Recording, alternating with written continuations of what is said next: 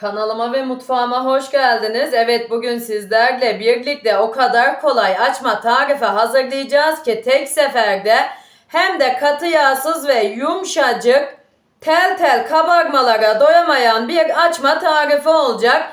Evet, dilerseniz tarifimize geçelim. Tarifime geçmeden önce sizlerden küçücük bir isteğim var. Hala kanalıma abone değilseniz bir tıkla abone olup bildirim tuşlarınızı açarsanız bundan sonraki gelecekteki bütün tariflerimden de haberdar olursunuz. Bana da destek vermiş olursunuz. Evet, şimdi buyurun hep birlikte tarifimizin yapılışına geçelim. Evet, şimdi kabımızın içine sütümüzü ilave edelim. Evet, sütümüz ılık olacak bu arada.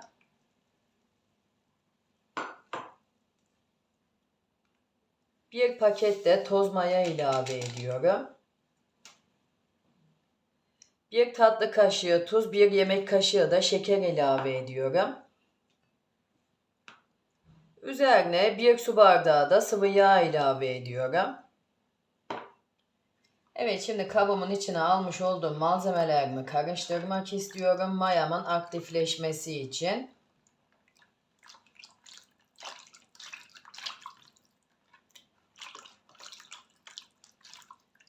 Evet, tamam, yeterli. Şimdi bir şişe de oda sıcaklığında soda ilave ediyorum. Ve burada 6 su bardağı unum var. Böyle kontrollü bir şekilde ilave edeceğim. Sizler de ununuzu kontrollü bir şekilde ilave edin. Çünkü neden derseniz unumuzun markasından ve cinsinden de değişiklik gösterebiliyor un miktarımızda, bilginize.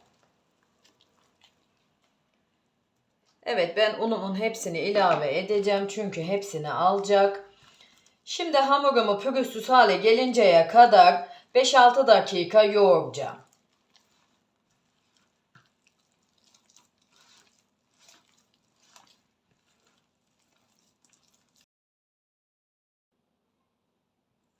Evet, hamurumu pürüzsüz hale gelinceye kadar yoğurdum. Hamurumuz böyle kulak memesinden biraz yumuşak bir hamur olacak. Yani elimize bu şekilde yapışacak. Çünkü neden derseniz hamurumuz yumuşak olursa açmalarımız da yumuşak olacaktır, bilginize. Hemen bunu da belirteyim. 6 bardak unum az geldi. Ben 1 bardak daha un kullandım. Yani toplamda 7 bardak un kullanmış oldum, bilginize. Evet, şimdi ağzını kapatacağım ve sıcak bir ortamda 1 saat mayalanmaya bırakacağım hamurumu, bilginize. Evet, hamurumuz mayalandı. Şimdi böyle masamın üzerine biraz yağ alıyorum ve her tarafına gelecek şekilde dağıtıyorum.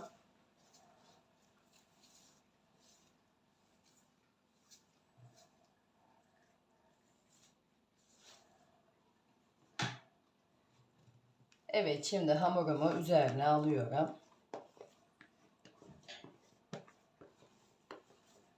Yani hamurumuz o kadar güzel kabarmış ki gerçekten de çok güzel mayalanmış.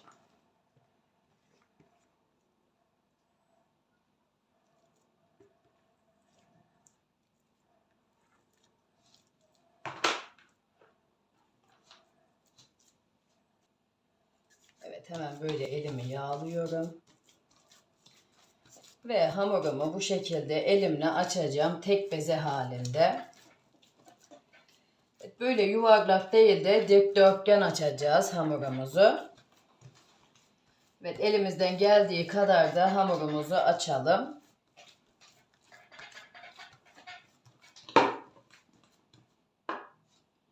Evet, ara ara elinizi yağlayın, hamur elinize yapışmasın.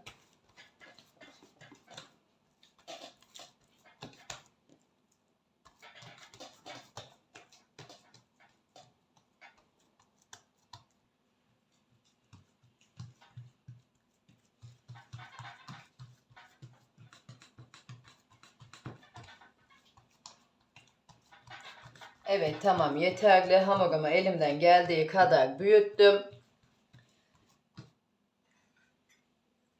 Şimdi böyle bir aparatımla bu şekilde kesiyorum.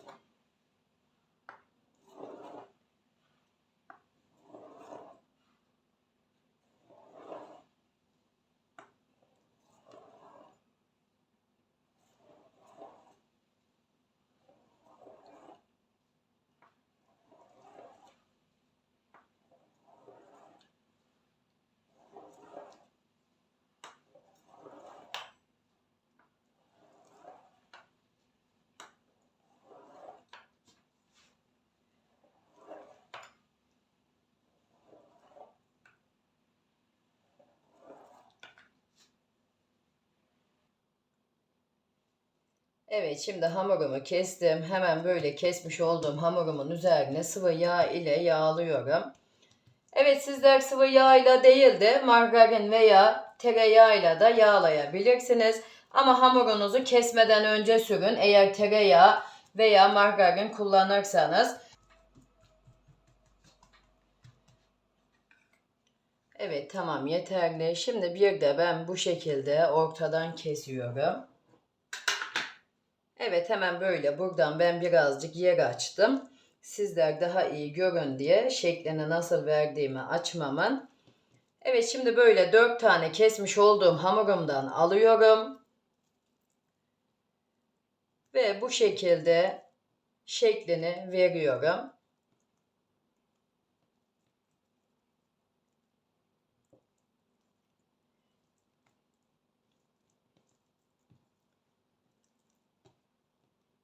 Sonra bu ucunu alt taraftan geçiriyorum ve buraya yapıştırıyorum.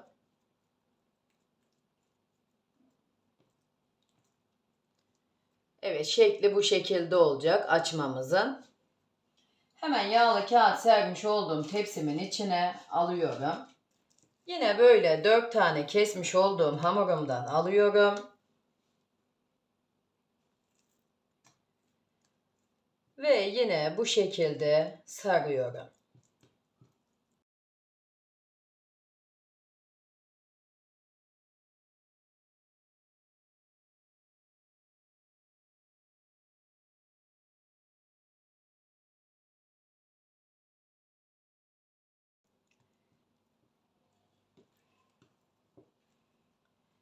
Evet, yine bu ucunu hemen böyle alttan geçiriyorum ve buraya yapıştırıyorum.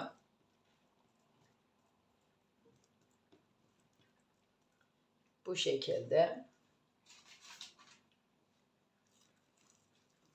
Evet, son bir tane daha göstermek istiyorum. Yine kesmiş olduğum hamurumdan 4 tane aldım. Yani öyle yırtıldığına falan bakmayın arkadaşlar hamurun. Hamurumuz yağlı olduğu için hiçbir önemi yok. Yine bu şekilde açmamın şeklini veriyorum.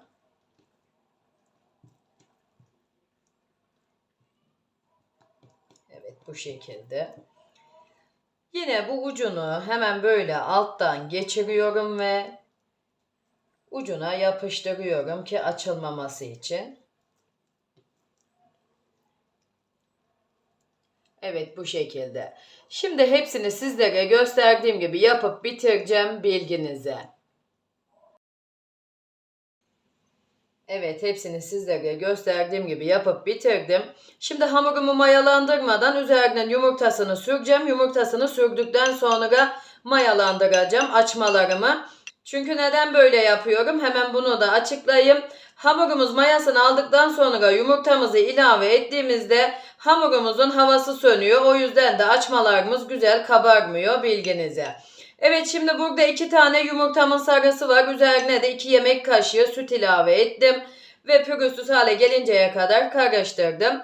Hemen böyle açmalarımın üzerine eşit olacak şekilde sürüyorum.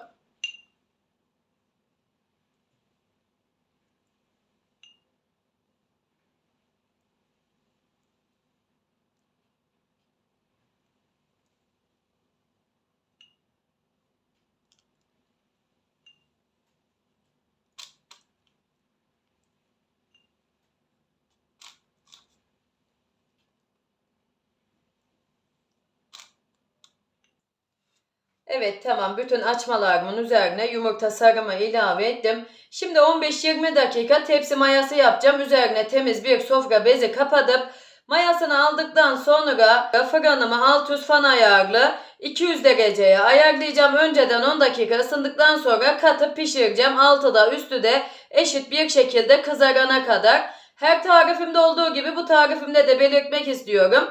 Sizler kendi fırınınızın ayarına göre ayarlayıp pişirirseniz daha güzel sonuçlar alırsınız. Çünkü fırınlarımızın markası aynı olmadığı için pişirmede de değişiklik gösterebiliyor bilginize. Evet, açmalarım pişti ve dinlendi. Hemen böyle iç dokusuna da geçeyim. Yani o kadar güzel bir açma tarifi oldu ki hem de katı yağsız ve yumuşacık. Bakar mısınız? Yani pamuktan bile yumuşak bir açma tarifi oldu kesinlikle. Hemen böyle içine de göstermek istiyorum sizlere. Yani tel tel kabarmalara doyamayan çok güzel bir açma tarifi oldu. Hem de tek seferde yapılan ve asla uğraştırmayan, kesinlikle bu tarifi kaçırıp pişman olmayın derim, kaydedin. Her zaman şipşak hazırlayabileceğiniz açma tarifi olacak. Kesinlikle bundan emin olabilirsiniz. Yine bütün sevdiklerinize de gönderin tarifimi. Onlar da bu çok kolay açma tarifinden faydalansın. Çünkü bilirim ki uğraştırmayan hamur işleri biz kadınların çok işine gelir arkadaşlar. O yüzden de gönderebildiğiniz kadar bütün sevdiklerinize gönderin. Bu çok kolay açma tarifini onlar da faydalansın. Evet, bugünkü tarifim de buraya kadardı. Sizler böyle son dakikalarını izlerken tarifimin ben de sizlere yavaş yavaş veda edeyim. Veda etmeden önce de sizlerden küçücük bir isteğim var. Hala kanalıma abone değilseniz ve ilk defa bu tarifimde karşılaşıyorsak eğer bir tıkla ücretsiz bir şekilde abone olup bildirim tuşlarınızı açarsanız bundan sonraki gelecekteki bütün tariflerimden de haberdar olursunuz. Yine yorumlar kısmına küçücük bir emoji ve beğenilerinizi de bırakırsanız beni çok mutlu edersiniz. Evet, kendinize iyi bakın. Allah'a emanet olun. Hoşça kalın.